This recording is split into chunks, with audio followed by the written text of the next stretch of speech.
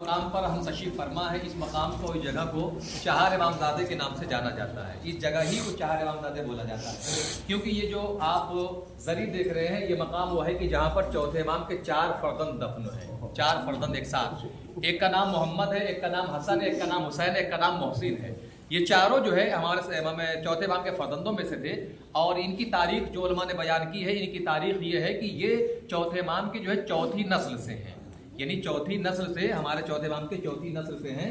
اور جو یہاں پر ان کا مدفن ہے اور واقعات وہاں پہ میں نے آپ کو بتایا بھی تھا کہ جو ہے یعنی مدینے میں اہل بیت اطہار کو آپ خود دیکھیے کہ چوتھے امام کا زمانہ وہ ایسا زمانہ تھا کہ واقع ہوا اور اہل بیت کو کتنا ستایا گیا. پھر چھٹے امام کا زمانہ, چھٹے امام کے زمانے میں باقاعدہ طور پر امام کے گھر میں آگ لگائی گئی. یہ تمام واقعات واقع کربلا کے بعد رونما ہوئے ہیں. یعنی جو ہے چھٹے امام کے گھر میں باقاعدہ آگ لگائی گئی اور جب آگ لگائی گئی تو چھٹے امام اپنی آنکھوں سے دیکھ رہے تھے اور سارا منظر جو آپ نے دیکھا کہ جو ہے جب آپ کے گھر میں آگ لگائی گئی تو گھر کی خواتین جو ہے ایک گھر سے نکل کر دوسرے گھر کی طرف جا رہی تھی. امام جو ہے ایک جگہ بیٹھ کر دار و قطار رو رہے تھے اور اس کے بعد امام سے کسی نے پوچھا کہ مولا آپ کے گھر میں آگ لگی ہے, آپ کو آگے بڑھ کے آگ بجھانا چاہیے, آپ یہاں سر پکڑ کر بیٹھ کر رو کیوں رہے ہیں؟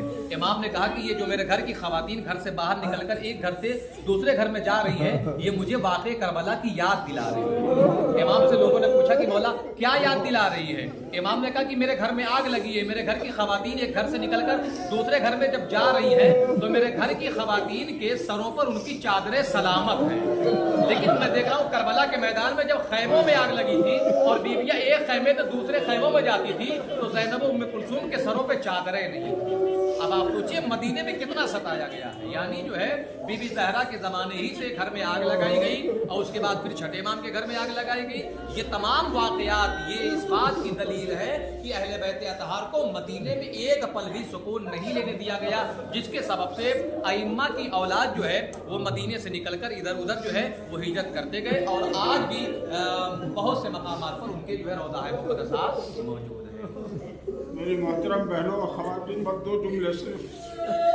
یہ جو واقعہ آپ نے سنا یہ کربلا کا واقعہ نہیں ہے, لیکن اگر یہ دل پہ اثر کر رہا ہے تو یہاں آنے کے مقصد کا صلہ یہ ہے واپسی پر اپنے بچیوں اور اپنے بہنوں اور اپنے بیٹیوں کے اس پردے کے وقار کو باقی رکھنے کی کوشش کری ہے تاکہ شہزادی راضی